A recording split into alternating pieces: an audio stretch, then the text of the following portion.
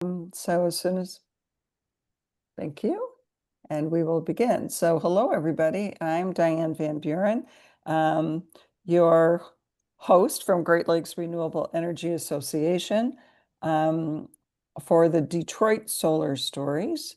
And we usually have a pretty interesting story to share with you when we have that opportunity. We had Reverend Faith Fowler, I'm going to say 3 years ago now.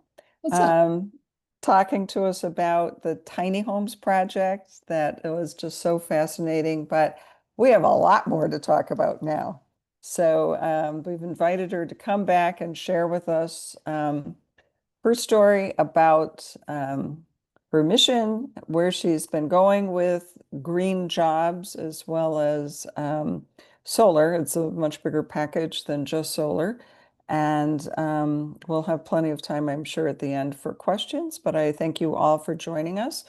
And I thank you especially, Faith, for agreeing to come back for your second turnaround and to share with us what your story is. So um, there is an origin story on why you started with green, with jobs as well as preserving God's creation. But I will let you tell that story for us, what your mission is, your history, and we'll be going on with the successes that you've had. So, welcome. Thank you so much for the invitation, Diane and John, for having me back. So CAS is really a nonprofit that works with people who are low or no income and has been doing that since before I arrived, by the way, since the 1980s.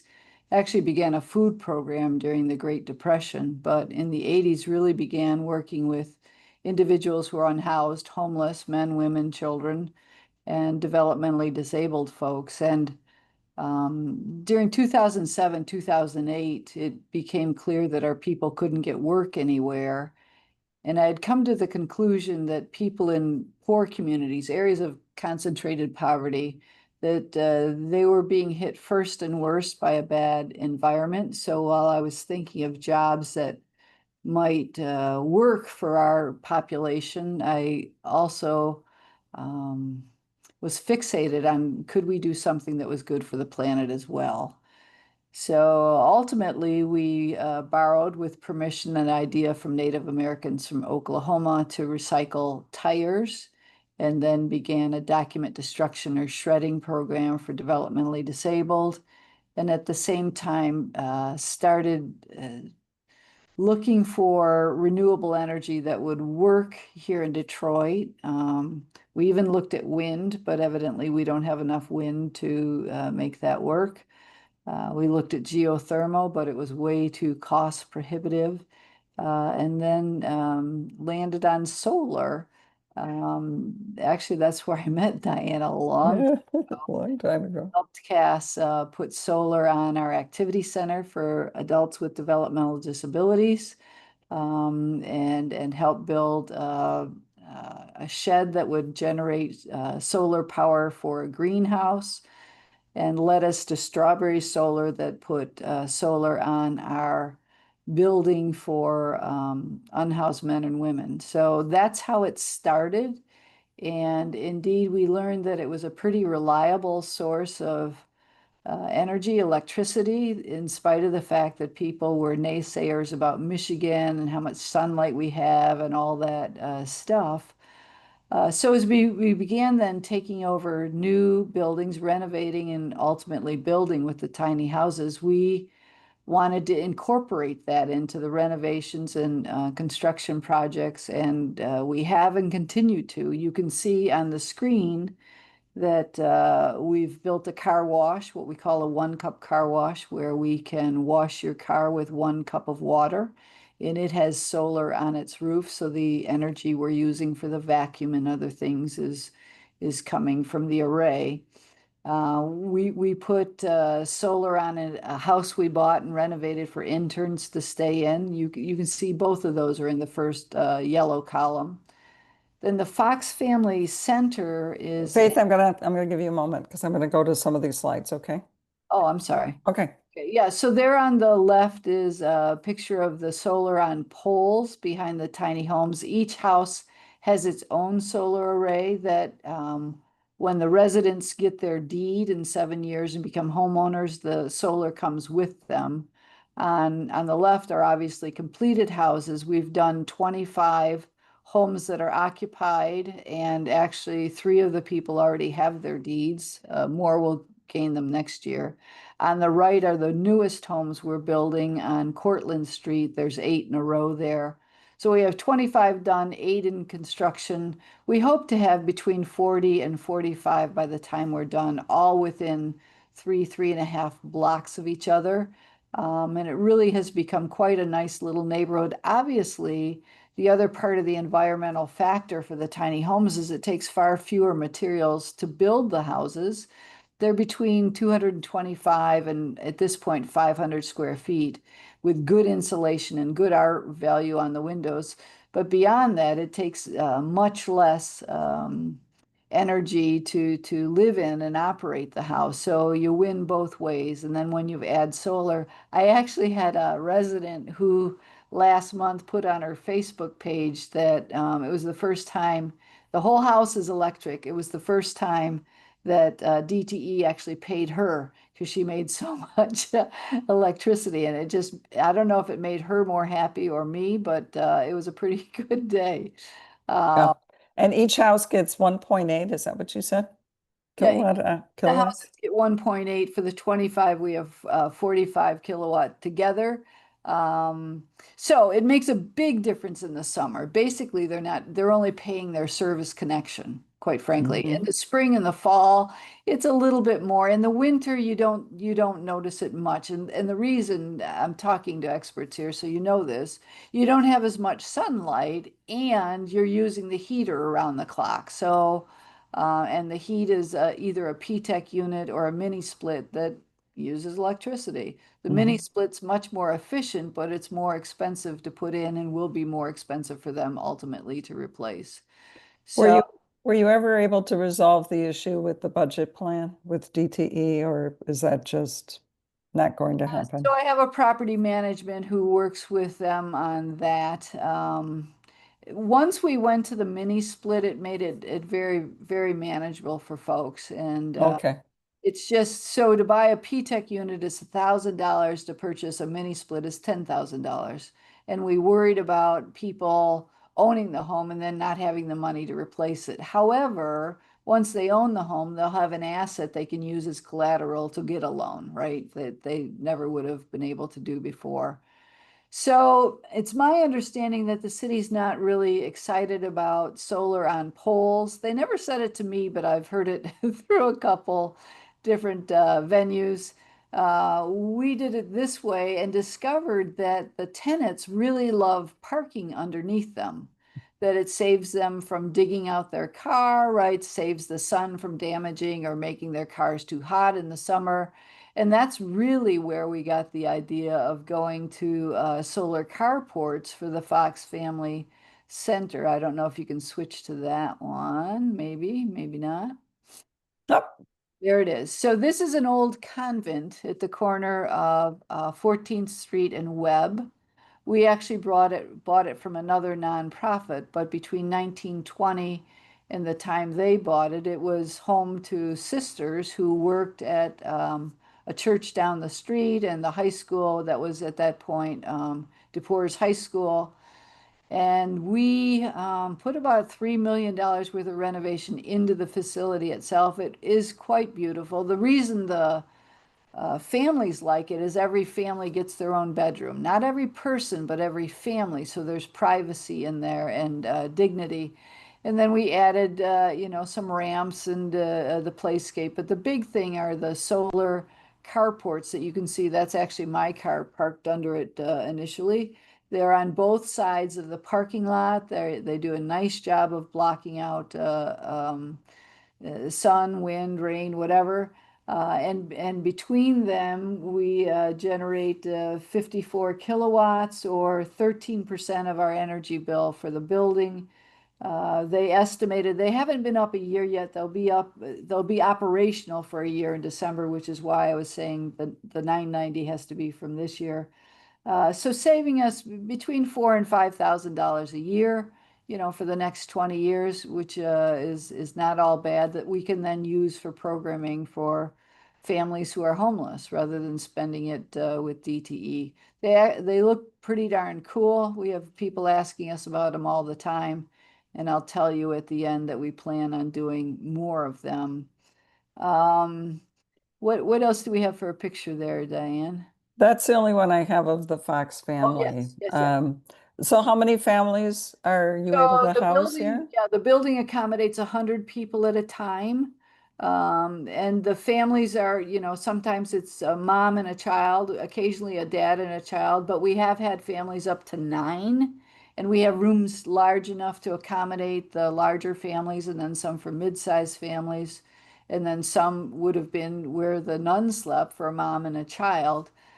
Some cool things about the building, in addition to the privacy that before we had a big congregate room where you slept with 60 strangers.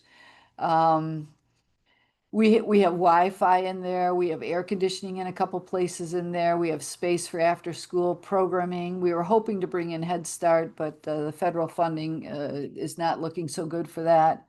Um, but we have ADA compliant bedrooms for the first time in our history so that people in wheelchairs or walkers can access everything on the first floor. We've put a lot of time and volunteer effort and money into planting some really beautiful flowers for bees and birds and sights and smells.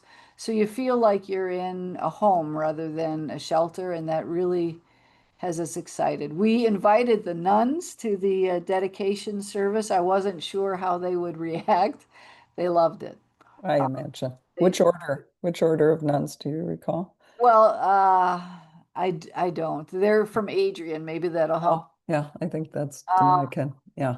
they ran to their bedrooms and told us stories. The nuns were in this convent during the 67 civil unrest riots and served this community. So, hats off to them. I was Yeah. glad we And made that was just a half, few miles over from where half, it's half, located. So half a that's mile, half half a a mile mile. south Yeah. of us. Yeah. So Yeah.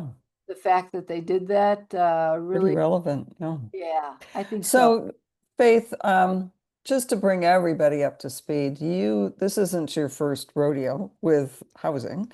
You, in fact, have several other facilities. So I imagine, learned some lessons along the way, and some are for different types of, um, can you, Sure. families versus the single men Yep, yep, versus yep. the unwed moms. And how does that all flow together? So we And it eventually gets to tiny homes, right? Yeah, well, some of them, yes. So we do the full spectrum. We have outreach teams that go out in the streets of Detroit to try and engage people who aren't in a shelter at all. We have a drop-in center the city asked us to open for people who are homeless and are coming out of hospitals with nowhere to go, who are coming from domestic violence with nowhere to go, who are picked up by police or outreach teams with nowhere to go. We opened it last December. The city asked us to accommodate 75 people, and we've been at 180. So we're very worried about what this winter is going to do, and yet we know it's so necessary. We offer permanent supportive housing as well as shelter and warming center and rotating shelter. So between those programs, we have over 400 people with us a night, and about 120 of them are kids. So if you're thinking middle-aged man, you're wrong. Um, And many, it's a whole yeah. industry almost, because there's food involved, there's um, clothing, there's Oh just a yeah. whole support system. If you could share a little bit Yeah, about the food and so what we've tried to do is create a campus, not like U of M or MSU, a much smaller thing, but a pedestrian place where people without reliable transportation can get to what they need. So if you lived in the Fox Family Center, you'd obviously have your meals made by us and brought there. But beyond that, you can walk. We're 2 blocks from a free medical clinic we run. We're or a block from Green Industries jobs that they can get work. We have, all kinds of classes, financial literacy, parenting, help with housing, finding housing, help with transportation, help with mental health services. So it's all within, 12 blocks, but no more than three or four in any one direction, so that A, you have people just starting the journey off the street, and B, you have people, and some of them, some of the people in the tiny homes were homeless. Some of the people in the tiny homes were incarcerated. Some of the people in the tiny homes were in foster care. Others were seniors, and some were just low income. So, it's a chance to diversify and repopulate a neighborhood and do it in such a way that there's a ray of hope in it, right? That not only can you land on your feet, but you can help this neighborhood come back to life in a way that's good for the planet, which makes me happy. Are So, you seeing some rehabs happening now because of your involvement? Has that transition yeah, started? so we're not far from Boston Edison, and so Hmm. there's been a creep of good renovation coming up our way. We see lots of real estate people now who advertise houses in the tiny homes area, even though they're blocks from us. So I think we've had a good impact uh, Oh, yeah. in that way. It has also, caused the prices on places to go up around us, which makes it harder to acquire land to do more things. But at the end, well, I'll tell you now, this convent related to a church, which is right across from our world building, was called originally Visitation Roman Hmm. Catholic Church. It was also built in the 1920s. It was a very active parish, 1,500 families, black and white, before Detroit did black and white very well. So very active, related to that high school. And we bought that. Now we're in the process of renovating that, which we, in response to the neighborhood, hope to put in a grocery store and a round-the-clock gym and some classroom space. But part of the lot behind the church will turn into a solar farm. So we won't be growing food because I'm no good at it, but a farm that will have permeable pavement underneath so that we can have sort of Eastern market kind of stalls for food from urban farmers. We can have rummage sales for people who want to come together that way. We can have outside activities, jazz concerts, that sort of thing as well. But we'll be covered with carports like you see here, just a much larger configuration that will then generate electricity to go back into this massive church that will serve the community. So that's the next big project. That is a big project Yeah. and I did see that today. So to help orient folks, with, if you're familiar with Detroit at all, as you're driving along the Lodge Freeway or M10 going downtown, if you're going downtown, um, on the right-hand side, you will see the tiny homes, and it looks like the freeway ramp right next to it has been closed off now. So that's going to help reduce some of the traffic into the neighborhood.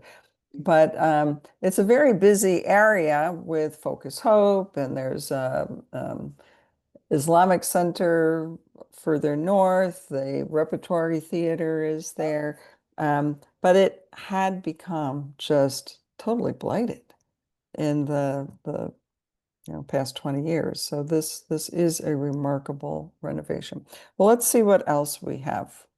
This one is pretty massive. Yeah. So many times in the city, I told you the city really isn't in favor of pole arrays. So I began to think, well, how can we definitely want to do solar.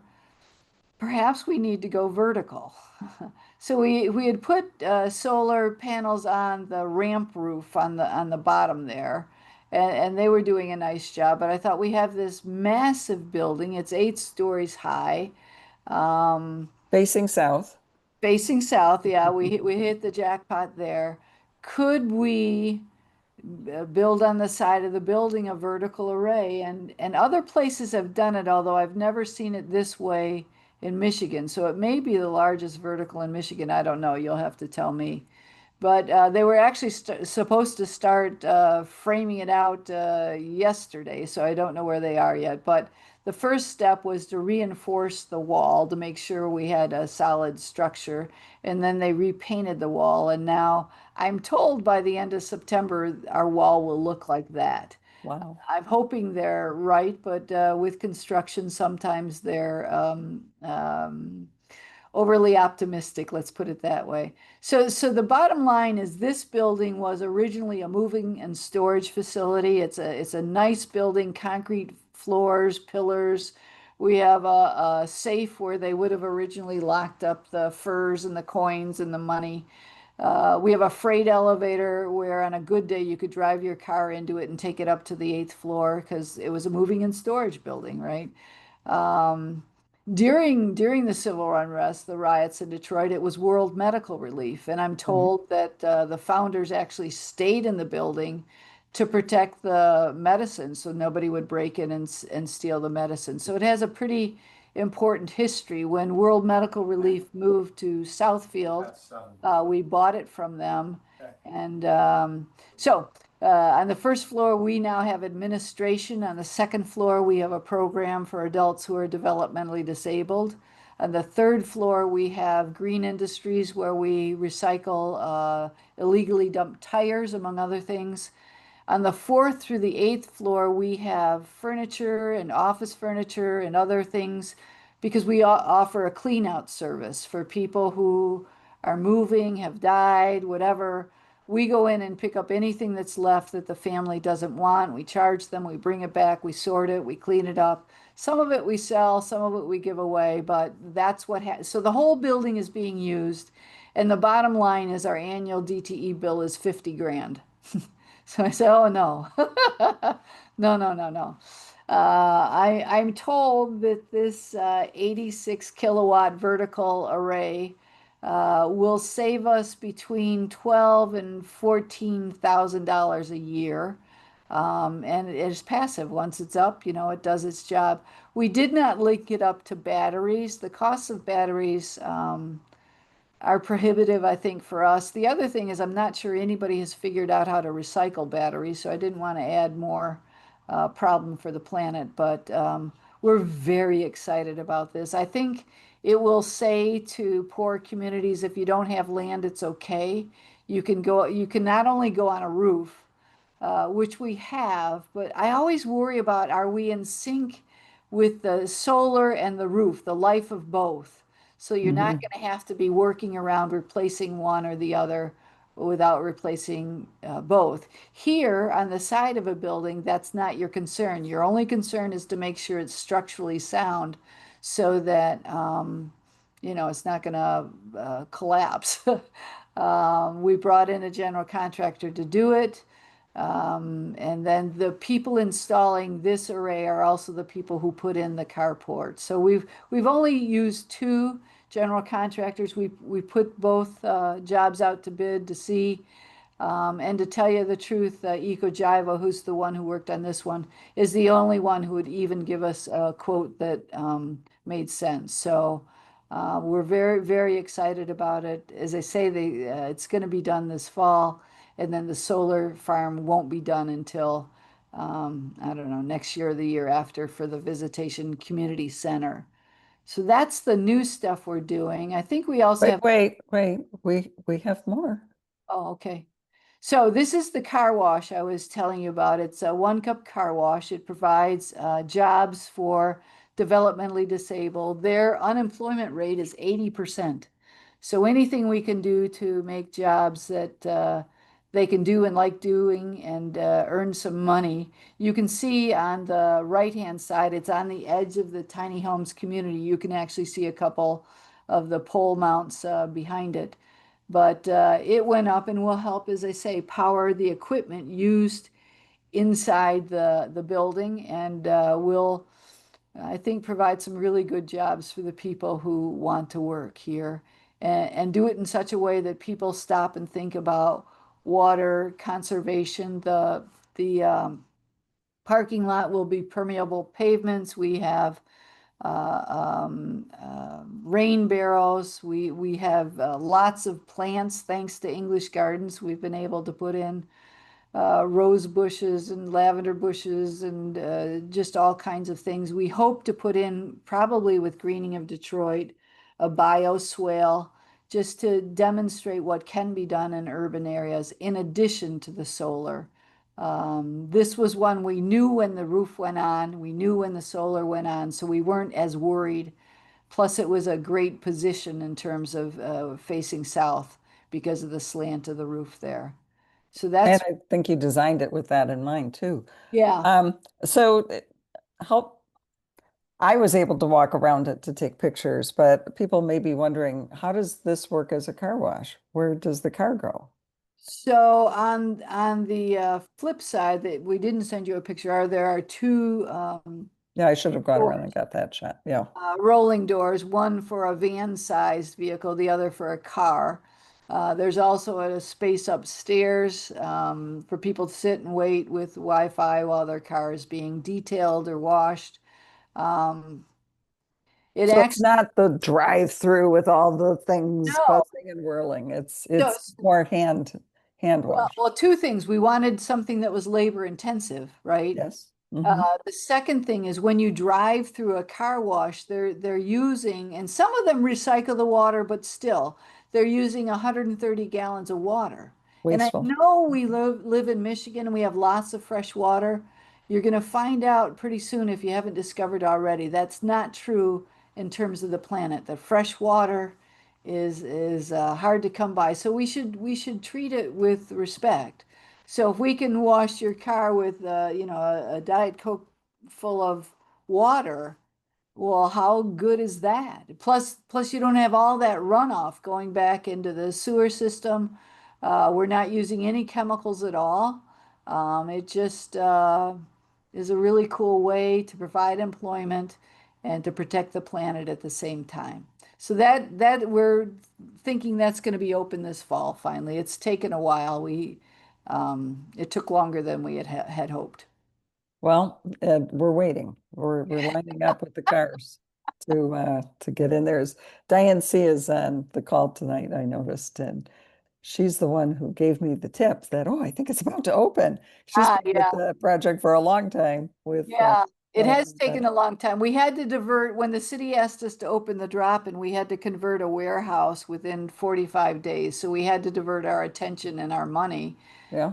just to put in air conditioning for the rooms, and the drop-in was 75 grand. So it took us a minute.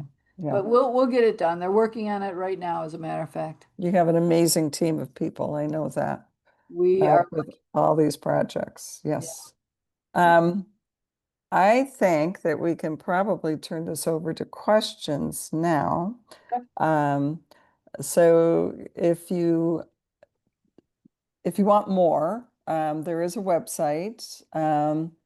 I should have put the website up. Can you just tell us quickly if they want, or if you just email, you'll get more information, but there is the website that they could go to that a lot more information is available.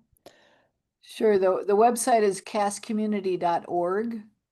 And there's ways to communicate with staff through it, with email addresses and that sort of thing. I'm reading on the side what's the name of your solar contractors. We started and still love Strawberry Solar. We use them for all the tiny homes. We use them on the car wash. We've used them in the past for some other things, and we'll continue to use them. They're a Detroit-based firm and really good people. We, for these larger projects, have used EcoJiva, who's a slightly bigger company and also has done really good work for us. So Where are they based out of, EcoDriver? I think their headquarters is now Troy, but they do work all over the country Okay, and do much more commercial work than, and because we're doing larger things, it made some sense to us. okay. I don't know how those little red scratches appeared on the screen. I apologize. They just suddenly drew themselves, and my hands are nowhere near the computer right now, so I Yeah, cannot answer that. But let's go to some questions because it's fascinating. I'm sure one of them is going to be, how did you pay for all this? But if you do have questions, um, now's the time for us to start asking. Can I raise my hand somehow? okay. Okay, and who is that? I don't This is see. Ben Brown. Hi, Reverend Faith Hi, and how are Pastor you? Sue. Good. Good. Wow, I'm so impressed. I'm going to try to limit myself to 1 minute, okay? Okay. So, the carport idea I think is fantastic. I wonder about uh, pairing that with water collection, rainwater collection somehow, if that's possible. Um, the battery thing, I just we connected our batteries Monday of this week. Hmm. This is the third day that I have been powering everything in the house except for the heat pump and the car Okay. charger from my Yep, yep. battery system from solar. Hmm. So but the thing about recycling, one of the former Tesla uh, employees, JB Straubel, I think is working on. There's a couple of companies recycling lithium batteries. Okay. But someone here should know more about it there. Um, for the pole, I did a pole mount on a pergola but I like the idea of being able to park underneath it. You listed so many benefits. Yeah. Yeah, it really is nice. I mean, this should be like done nationwide. They should be celebrating, or if they're not, I'm celebrating. Well, thank you, Yeah, Ben. yeah. So yeah, that's it.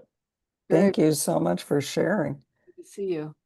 Any other comments on that, Faith, about any of those topics, or should we go on to the next question? That's fine. I just in response to Ben's comment, we always look for things that solve more than one problem at a time if we can, just because poverty is so darn complex that often if you can get two birds with one stone, as they say, it's better. Because in answer to your funding question, it's all been privately raised. We will apply for the 30% for the carports with this year's 990, but beyond that, it's all been privately raised. I do a lot of speaking, and often when speaking, you'll appeal to somebody who cares about the environment, and they'll give you a 20 or 50 or $100 check, and occasionally somebody gives you a bunch more. So I think just telling the story that that people are hungry to make a difference, a good impact. We've had so much bad news for so long, that to have something good to celebrate just feels right. And Uh, I recall with the tiny homes, mhm. so many people just wanted to be a part of that project Yeah, because it yeah, had a cool factor to it. yeah. Um, it was a little bit of a national sensation. It was And crazy. you did it over and over and over. And when you go through there, you see all these different designs. It's not like a little cookie cutter, boom, boom, boom, boom. Instead, it's all these wonderful designs. And, Right. and I think that's what appeals to people. I It, think they do. I think they do like that. I think a lot of people are reconsidering, how much space we really need to live in, especially as we age, yes. um, is part of it. But for me, one of the best, I've been at CAS 31 years now. One of the best days at CAS out of the top five was the day I handed over those deeds. Hmm. That home ownership, that economic mobility. That's why we did it. We're glad people think they're cute. We really are. But, one of the first people became a landlord. When he moved in, he didn't even own a bicycle. And now he's a landlord. That's a good day. Yeah, that's amazing. Um, so yeah, people have been very generous with that, and that's how those houses got built. It wasn't Faith Fowler. It was everybody who handed me a check or whatever they handed me. And Yeah. some people have great, I was talking to somebody today. Some people have great resources and some people have limited resources, and we don't judge one better or worse than the other. At the holidays, we always do a live stream to talk about what's new at Cass and to try and raise money. And people, when they give online, sometimes say whatever they say. But this one donation came in. I think it was for $20. But if that was the question to get into heaven, I wouldn't bet my life on it. But it was a smaller amount. And in the notes section, it said, "Thank you for helping me when I was in the shelter." And I Oh, thought, okay, yeah, this is why, that's wonderful. right? That's Yeah. wonderful. So that meant Okay. as much to me as a huge gift. But Well, anyway, let's go on to our next question. all right. Harvey, you've got your hand up. I do. I'll lower it. um, I can't get off wanting to know, how do you wash a car with one cup? So I can tell you, but I have to kill you. It's the secret sauce. It might be worth it. So here it is. Please don't tell everybody, or else I won't have a business. You pull in. We convert water into steam.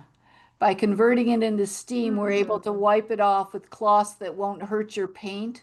It'll be just as clean as anybody else's car, but it won't use there will be no drips on the floor. There's no wasted water.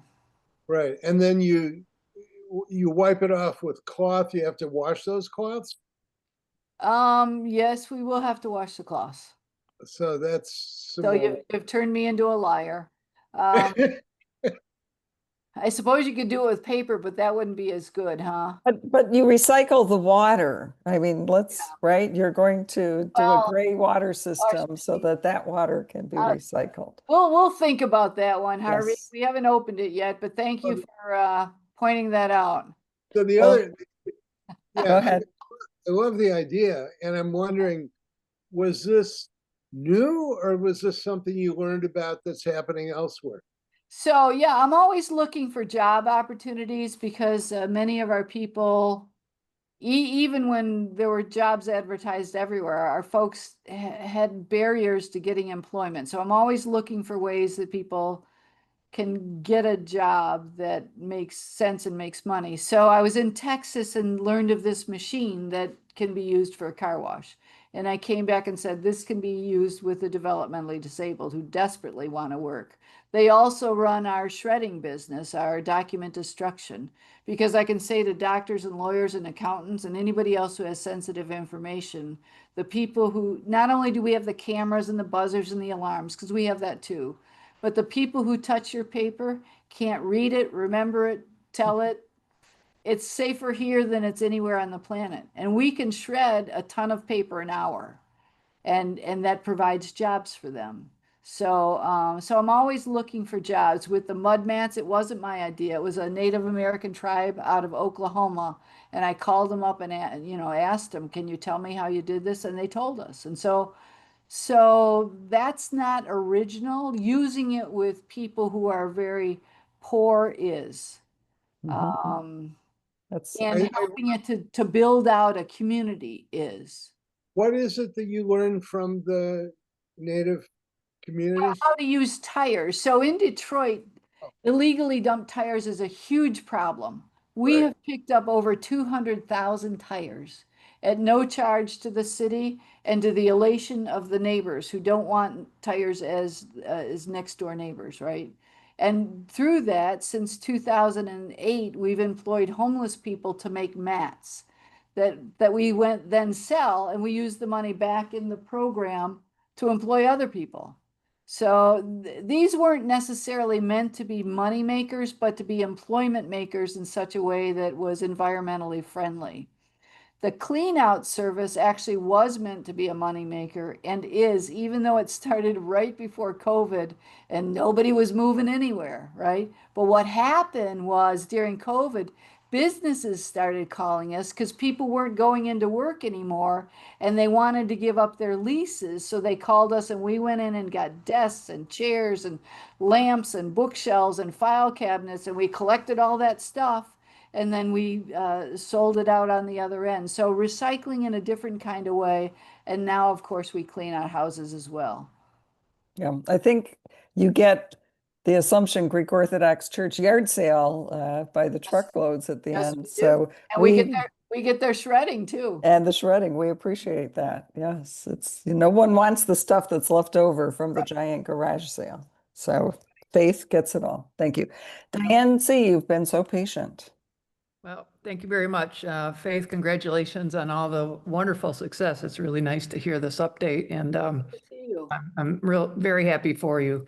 I have two questions. One, the solar that's going to be on the vertical wall of the World Building, is that going to be flat along the wall, or will it be like, It's out a little bit. Yeah, there'll be a frame that's out from the wall slightly, but anchored into the wall, and then the panels will go on that. so it's a so they little will have a tilt. bit of an angle, like a louvered or like a Venetian blind type of thing? I don't think it's going to have much of an angle, but No. truly it's facing directly south, so I'm thinking we're going to do okay. Okay.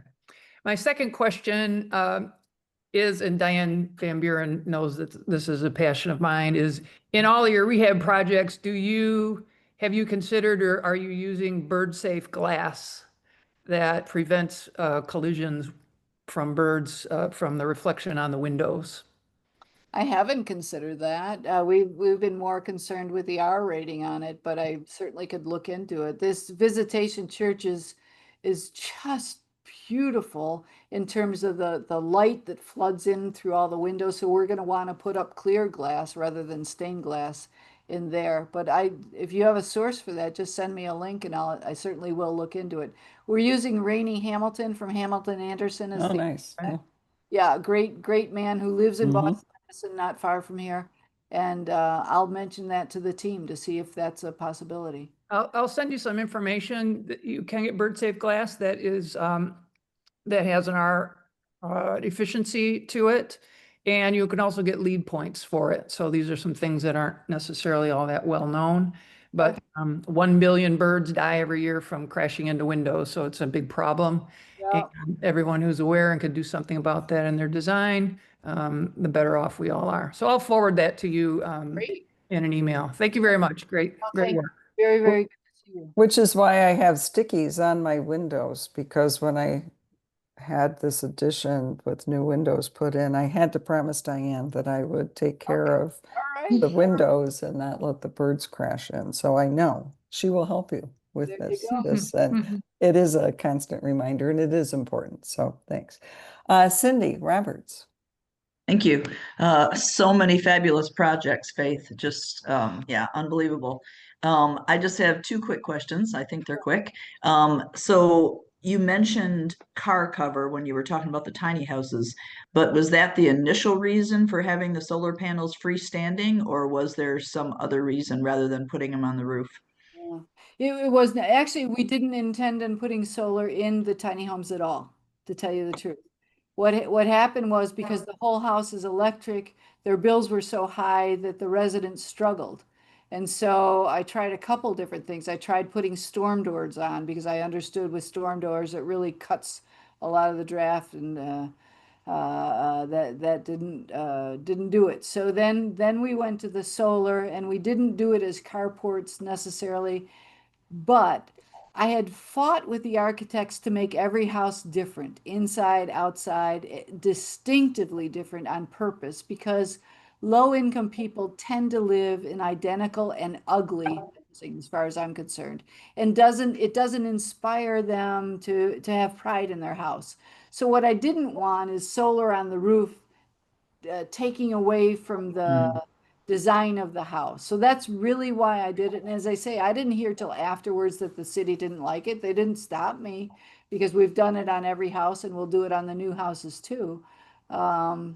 And then really the streets are narrow. I mean, we're in a section of Detroit where the lots are 30 by 110 feet, and the streets are narrow because back in the day, not everybody had a car. Certainly not families didn't have two cars.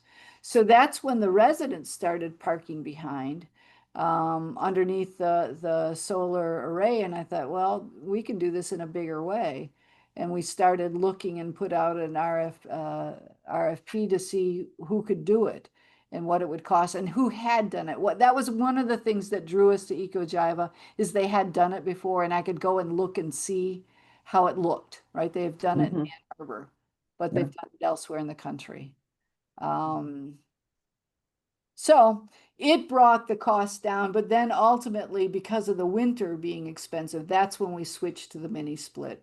And it really wasn't something I want to do. I thought for a low income person to replace a $1,000 appliance would be a lot easier than a 10,000. But in the meantime, the electric bills were killing them. So I wanted, wanted to Yeah. make it manageable. Yeah, thank you.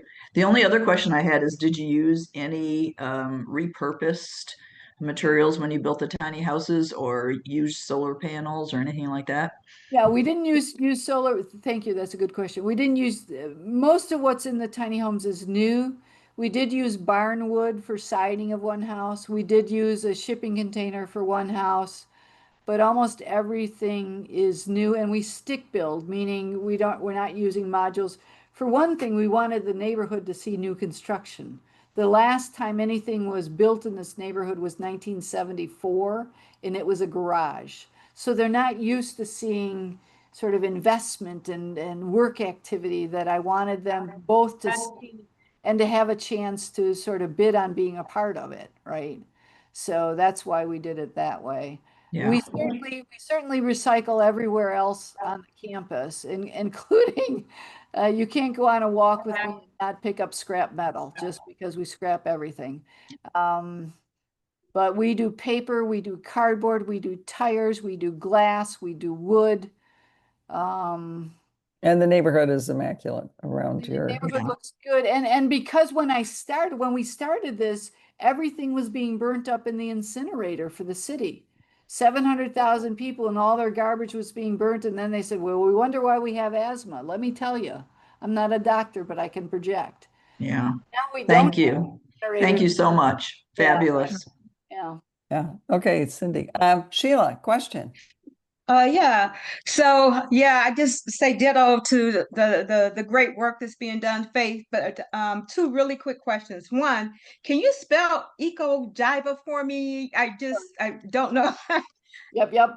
It's I'm sorry, not capital, small case ECOJIVA.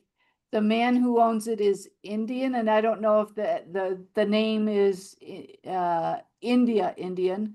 I don't know if the name is related to that or not, but it's a really good firm. Okay, thank you for that. And the second question, I think you probably already answered. So it's my understanding you don't have solar on any roofs. Is that right? No, that's not true. We have solar on the roof of the car wash. We have solar on the roof of a house we use for interns because Okay. both of those are brand new roofs. And then we Mhm. put solar on the ramp at the World Building, and it was a new roof. My concern is putting solar on an old roof and having to take the solar off to take the roof off. That's my, maybe I shouldn't be that way, but that's been the primary reason I've tried to look at other avenues. No, I think that's a great reason to look at other avenues. So my question about that is, I've been hearing a lot of rumblings out there about insurance. Yeah. Okay, and what the insurance companies are doing, is especially in the inner city. Oh, we're not gonna, what I'm hearing, I don't know, sometimes how rumors get started or people start, kind of talking about it, saying the insurance companies are not insuring because they're on the roof, or they're not, because it's going to cause roof leaks, or it's going to set things on fire. Are you hearing any of that, or have you had any issues with that? Yeah, we haven't had issues, Sheila, but when they came out to look at our carports, they sent me a flyer on how bad solar is on the roof because it can catch fire and stuff. So I think you're probably right in what you're hearing, that they don't like it as much. I've never heard of anything catching on fire because of solar on the roof between you and me, Me but either. it's something they're raising, right? Yeah. Yeah. Okay. Yep. It may be an issue GLREA might want to have one of these Thursday night talks on. So let's keep that in mind. Thank you for that, Sheila. Reverend Charles, back to you. Yeah, this is unique and exciting in two ways, which is going to predicate my question. One is it is that you have a lot of, in a small area, you've got a lot of interconnected and different diverse things that are going that to make it very visible in the larger community. Secondly, it's the democratization of solar that, unlike some kind of suburban, which has been in the past, you've got something right now. If it happens here, what Reverend Fowler's doing, then, and there's ain't no excuses anywhere for anybody. Which brings me to the question: is what's been has there been any spillover in terms of either the city at large or other communities saying, seeing what you're doing, and then light bulbs are going off or anything starting to spill over? Is there anything that's going on with that? I don't think we get any credit for what the city is doing in Detroit, but the city is doing quite a bit with solar now, and they weren't years ago. So hallelujah, right? We have had people who come to see the tiny homes, and then they have all kinds of questions about the solar. I'm pretty sure once it goes up the side of the World Building, it will draw a lot more attention to what we're doing with solar. But even the carports have caused people to ask about, where did we get it and why did we get it and what difference does it make? It is a big investment. You've got to have people who believe in what you're doing to make that investment, because you're not going to make it back this year or next, right? Right. Uh, One last just follow-up question. Sure. There's something like uh, Energy Star has the portfolio management database system where you can track greenhouse gas offsets when you work I know if you work with them or anybody else to see, in totality how much greenhouse gases you are offsetting, because that would be another aspect of a very powerful story to tell. Sure, I agree with that. And EcoJiva and Strawberry Solar hook us up so we can monitor Okay. what we're making each day. Now the question is, can I add it all up? And probably not, but I have a math person on staff who can. That's great. And it's the story. It's the story that you tell every day that helps us. And we are Detroit, and that's where making sure that people who've been following this Detroit stories. 8 years ago, we were ranked 71 out of 75 cities nationwide of watts per population. And with the new city 40-acre sites that are going in, 5 of them, which we will be doing in November, by the way. That'll be our November Detroit Solar Talk. We'll be able to share more. And then I see Reverend Ross is on the line as well tonight. And my goodness, a big story to tell there as well. So maybe Reverend Joan Ross will get you on early in the year to tell your amazing story as well of what's happening in Detroit and Highland Park as well. We are almost out of time. I'm going to go now to some of the questions. Maud, oh my goodness, Maud Lyon, how are you? Asking about if any of the federal rollbacks are going to be affecting your project. You already said that it was all private donations and that you will be working on getting the 30%. Correct. Okay. So you weren't part of the community challenges or the Michigan Solar for All and all that. There was a question from Harvey about what is PTEC? He may have heard it wrong. Can you explain how a PTEC system works? It's if you've ever been to a hotel and they run the unit out the wall, that's what a PTAC is. It's actually PTAC, PTAC. And we thought it would be good enough because the houses were small, but the amount of electricity they used was Oh, yeah. exorbitant. So that's when we went to the mini split.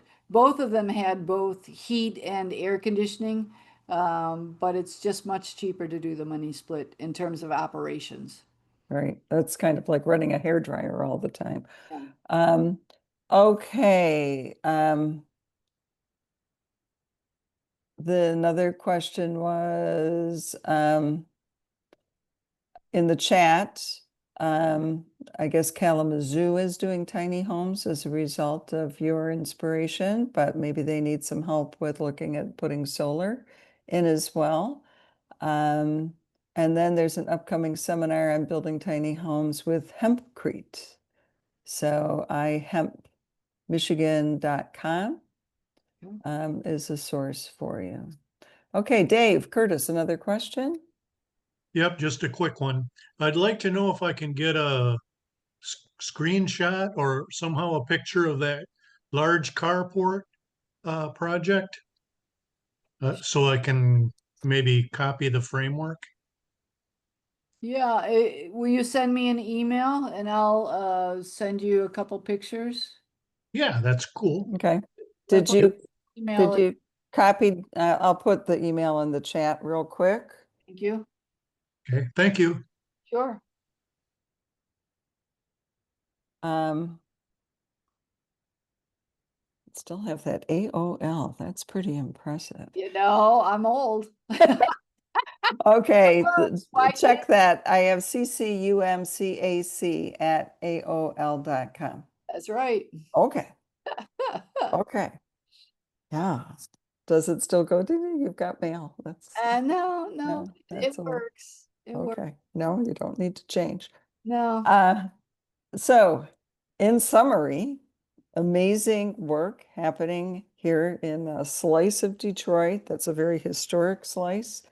Had been, what was the hospital that, the acreage closest Oh, to the freeway? so the Scott building was originally the OBGYN annex to Crittenden Hospital. Crittenden Hospital. So any of you Detroit folks, that helps you think too in terms of where this is located. And DePorres High School, just this slice that because of the Lodge Freeway and the Davison, it just kind of sits there. But because of this amazing work, and remember, this all started down on the Cass Corridor, right? Correct. So, and that's where the church is as well, the original Cass Methodist United Church that was the beginning of all this, and where we met many, many, many years ago. But look at what's happened to that neighborhood. Yeah. So yeah, it was a good thing you started moving north, and you've got a lot more room to make this wonderful campus for people, and to be a part of the solar revolution that shows people that it is solar for all, truly, not just a slogan. So with that, I'm going to say thank you again. Thank you, Great Lakes Renewable Energy Association, for hosting these talks so that we can share these wonderful stories with folks statewide. You're all part of the answer. You're all part of the solution to how we tell enough stories that people will understand. Faith, I'm going to have you come talk to Assumption Greek Orthodox Church Good. because I can't convince them to use solar, so maybe you can, Okay. right?